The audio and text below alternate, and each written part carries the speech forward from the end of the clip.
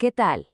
Hoy vamos a entrarle a un tema que a primera vista puede sonar bastante técnico, pero es clave, la NIF D8. Hablaremos de los pagos basados en acciones. Venga, vamos a desmenuzarlo para que quede súper claro. A ver, pensemos en esto. Una empresa quiere, no sé, motivar a su gente. ¿Y qué mejor que darles un pedacito del negocio? Claro que se puede. El tema, el verdadero meollo del asunto, y de lo que vamos a hablar hoy, es, ok, ¿y cómo registras eso en los libros? ¿Cómo se ven los reportes financieros? Y justo para responder esa pregunta, en México tenemos la norma de información financiera D8. Este es, digamos, el manual oficial que nos dice cómo hacer las cosas.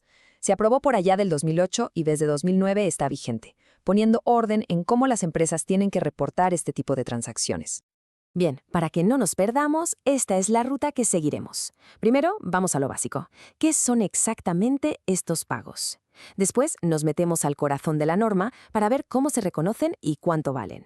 Veremos que hay de dos sopas, liquidados con capital o en efectivo. Luego, ¿qué pasa con las condiciones y si los acuerdos cambian? Y al final, cerramos con el por qué todo esto es tan importante. Ok, arranquemos. En esencia, un pago basado en acciones es súper sencillo de entender. Es cuando una empresa, en lugar de pagar con dinero contante y sonante, paga por algo, un servicio, un producto, con una participación en la misma compañía. Pensemos, por ejemplo, en una startup que ficha una programadora increíble y como parte del trato le da acciones. ¿Eso es? Y ojo, no es algo exclusivo para empleados, ¿eh? La misma norma, por ahí del párrafo IN2, nos aclara que estos tratos se pueden hacer también con gente de fuera, con proveedores. O sea, se puede pagar por servicios de consultoría o hasta por la compra de una maquinaria. Todo a cambio de un pedacito de la empresa. Entonces, ¿a qué vamos con todo esto? Bueno, el objetivo principal de la NIF D8, y esto lo dice el párrafo 10.1, es súper claro, que nada se quede fuera de los libros. Si esa startup de la que hablamos recibe un servicio, en este caso el trabajo de la programadora, el valor de ese trabajo tiene que aparecer como un costo. Sí, aunque no haya salido ni un centavo de la cuenta del banco. La idea es que la contabilidad refleje lo que de verdad pasó económicamente. Ahora sí, llegamos a la parte buena, al cómo se hace. ¿De qué manera convertimos una acción o una opción de compra en un número, en un valor monetario que podamos poner en un estado financiero? El proceso que nos marca la norma es bastante lógico, la verdad. Son 3 pasitos. Primero, se reconoce la transacción justo cuando se reciben los bienes o los servicios, no antes ni después. Segundo, hay que medir cuánto valen. Y tercero, se registra en la contabilidad. Esta es la lógica de los párrafos 40.1 y 41.1. Y busca que todo se anote cuando la cosa realmente sucede. Aquí, la palabra mágica es valor razonable. Y no es un valor que la empresa se invente. Se trata del precio que se fijaría en un mercado abierto, entre gente que sabe del tema. La norma insiste mucho en esto, allá por el párrafo IN12, porque lo que busca es una visión de mercado objetiva, no una estimación interna. Es básicamente lo que el mundo real diría que vale. Y la norma nos da una especie de orden de prioridad. Según el párrafo 41.1, la regla de oro es: mide el valor razonable de lo que recibiste. En nuestro ejemplo, el trabajo de la programadora. Pero ¿y si es algo súper especializado y es casi imposible ponerle un número fiable? Bueno, solo en ese caso la empresa pasa al plan B, valuar lo que entregó, o sea, el valor de sus propias acciones. Ahora bien, no todos estos pagos se cocinan igual. La norma los divide en dos grandes categorías. Y entender la diferencia es fundamental para ver cómo le pega la contabilidad de la empresa. Y aquí está la gran diferencia.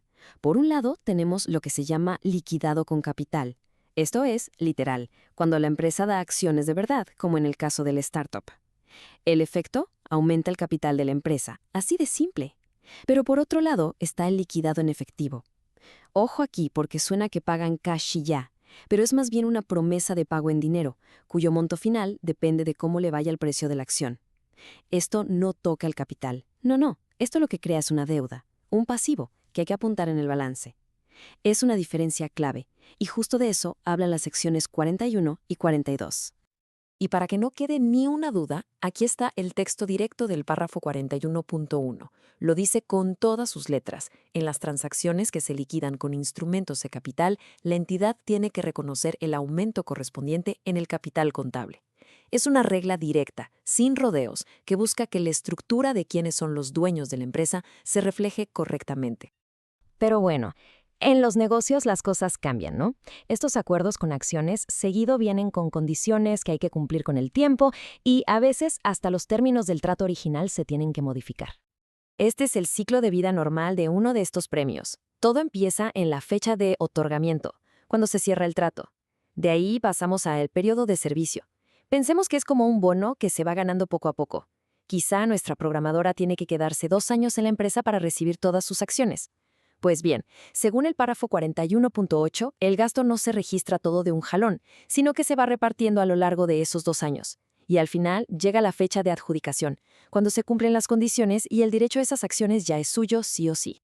¿Y si a medio camino se cambia el acuerdo? Digamos que le mejoran las condiciones al empleado. Bueno, la norma es súper directa. En el párrafo 41.24, la empresa tiene que registrar ese beneficio extra.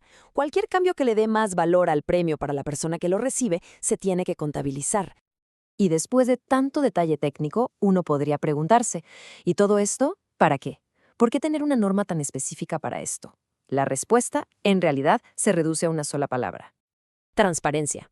De eso se trata. La NIF D8 obliga a las empresas a ser muy claras en las notas de sus estados financieros. Con base en los párrafos 61.1 al 61.4, tienen que explicar sus planes, decir cuántas opciones andan por ahí, cómo calcularon su valor y, lo más importante, cuál fue el impacto final en sus ganancias y deudas. Esto le permite a cualquiera que invierta o le interese la empresa entender el costo real de estas compensaciones. Y con esto cerramos con una pregunta para reflexionar. Todas estas reglas buscan darnos una foto más real de la salud financiera de una empresa, pero no hay duda de que son complejas.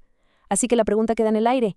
¿Este nivel de detalle de verdad logra que todo sea más claro o a veces termina complicando de más la película? Es el eterno debate en el mundo de la contabilidad.